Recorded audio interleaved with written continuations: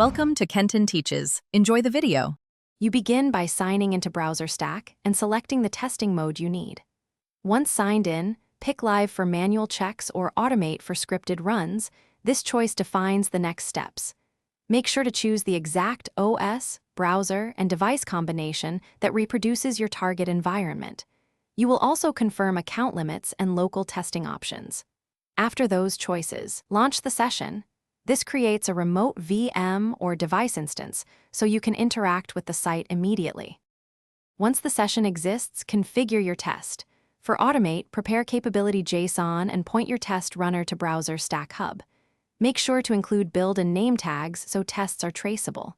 If your site is internal, enable local testing and verify the tunnel is active.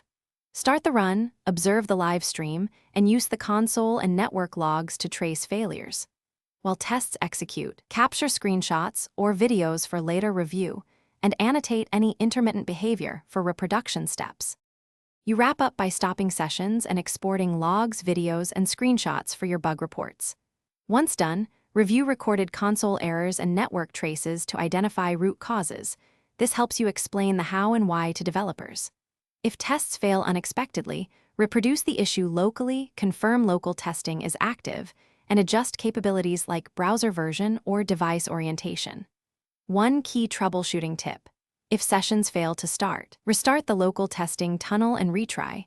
Often a tunnel Thanks for watching. Please subscribe if this video was helpful.